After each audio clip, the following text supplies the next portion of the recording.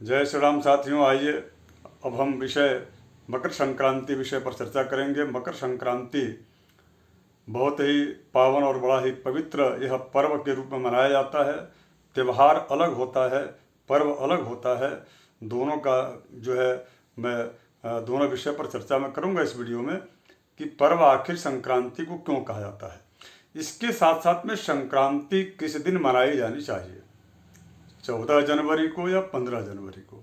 चूँकि इस वर्ष 2022 में आंग्ल वर्ष के अनुसार यह जो तिथि है संक्रांति को लेकर के, संक्रांति पर्व को लेकर के, इसमें निश्चित रूप से विरोधाभासी स्थितियां आई है। अब आपके मन में एक संदेह होता होगा कि पंचांगकार हमेशा इस प्रकार के 2 दिन पर्वों को क्यों मनाते हैं। तो इसमें पंचांगकार का कोई इसमें जो है इसमें उनके द्वारा किसी भी प्रकार का ऐसा वो नहीं रहता है। इसमें सूर्य सिद्धांत के अनुसार स्थान और परिवेश के आधार पर जो है तिथियों में अंतर और भिन्नता देखी जाती है, जिसके आधार पर निश्चित रूप से पर्व को लेकर के, तिथि को लेकर के या जो है उसमें भिन्नता आ जाती है। हाँ, ये अलग बात है कि हम और आप जागरूक नहीं रहते हैं। हम आप जो है इस अंग्रेजी तिथि जो कपोल कल्पित है, जो बिल्कुल साइंटिफिक नहीं है, इन आंग्ल तिथि को हमारे भारतीय जीवन पद्धति में थोपा गया है। ये हमारी अपनी पद्धति नहीं रही है। इसको ख्रिस्टाब्द या ईसाई वर्ष के रूप में कहा जाता है। तो ये हमारे किसी भी पर्व या त्यौहार या किसी भी प्रकार के जो है उत्सवादिक पर्वों का यह निर्णायक तिथि नहीं हो सकता। हमारी एक अलग अपनी व्यवस्था है कि कौन सा पर्व, कौन सा जो है त्यौहार किस तिथि, किस नक्षत्र में पड़ेगा और उसी आधार पर जो है उसको मनाया जाता है। तो आइए इस विषय पर हम चर्चा करेंगे। इसके साथ साथ में संक्रांति के दिन ये जो 5 जो चीज़ें हैं उनको कौन कौन सी चीज़ों को बिल्कुल करना चाहिए। इससे क्या होता है कि आपके पूरे वर्ष जो है 12 आदित्य होते हैं और पूरे वर्ष आपके लिए बड़ा ही अनुकूलताप्रद रहता है। और आज के दिन अर्थात मकर संक्रांति के दिन किया गया जो कार्य होता है, विशेष करके स्नान हो गया, दान, जप, होम और इसके पश्चात जो है जप, श्राद्ध और व्रत, ये सब चीज़ों का बहुत ही जो है इसका कई गुणित जो है इसका फल की इसकी प्राप्ति होती है। कहा गया है रवि संक्रमणे प्राप्ते न स्नायाद्यस्तु मानवः सप्त जन्मनि रोगी स्या निर्धनश्चैव जायते। धर्म सिंधु में कहा गया कि रवि संक्रमणे प्राप्ते न स्नायाद्यस्तु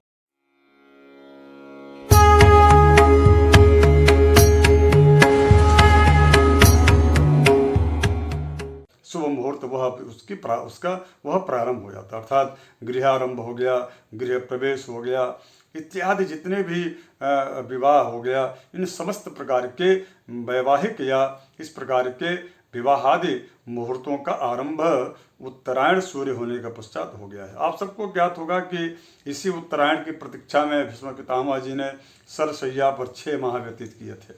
तो इस प्रकार का उत्तर जो ये उत्तरायण है, इस उत्तरायण को बड़ा ही अनुकूल, बड़ा ही जो है अच्छा माना गया है। संक्रांतो यानि दत्तानि हव्य कव्यानि दातृभि।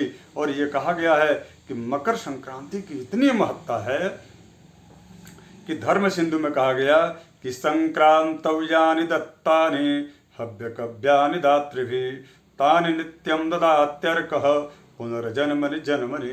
अर्थात धर्म सिंधु कहते हैं कि अगर यदि मकर संक्रांति को भगवान शिव को अगर यदि घी से उनका अभिषेक किया जाए, भगवान शिव का जो शिवलिंग होता है उनको यदि आप देसी घी से आप उनका अभिषेक करते हैं तो मकर संक्रांति के दिन इस प्रकार के किए जाने से तान नित्यम ददात्यर्कः पुनर्जन्मनि जन्मनि, तो वह बड़ा ही महत्व रखता है, उसका बहुत फल मिलता है अच्छा। अर्थात वह उस व्यक्ति को केवल मात्र घी के अभिषेक करने मात्र से वह व्यक्ति धन की उसकी कमी उसके जीवन में नहीं रहती, यहाँ तक कि उसका समाज में वर्चस्व बहुत अच्छा रहता है।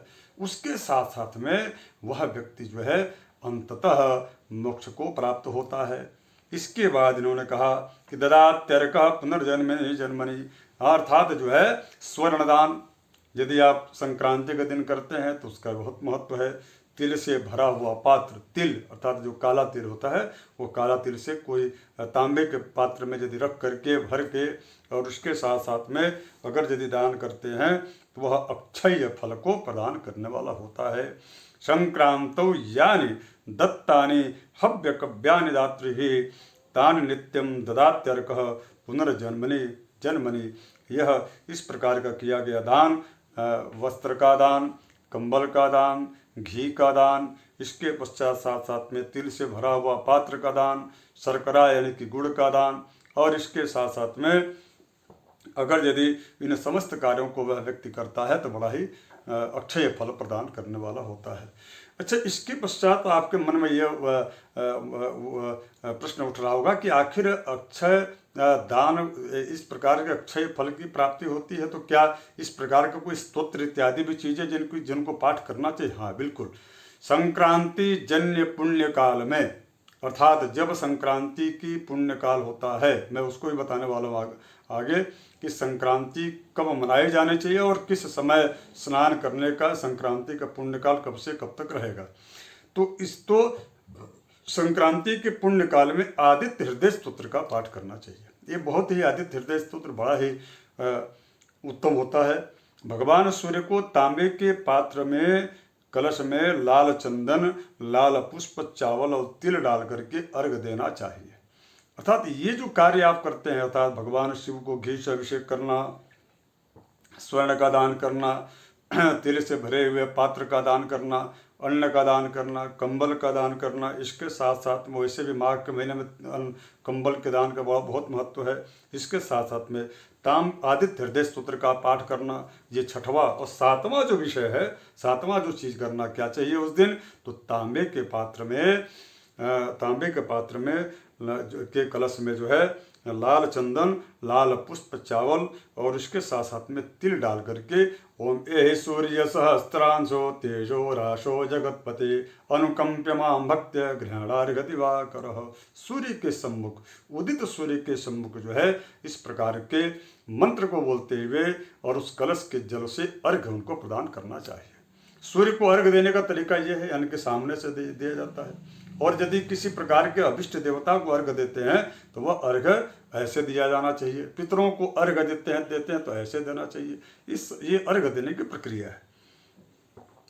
उसके पश्चात पुण्यकाल, तो आपके मन में पहला प्रश्न ये उठ रहा होगा कि संक्रांति कब मनाया जाना चाहिए, 14 जनवरी को या 15 जनवरी को।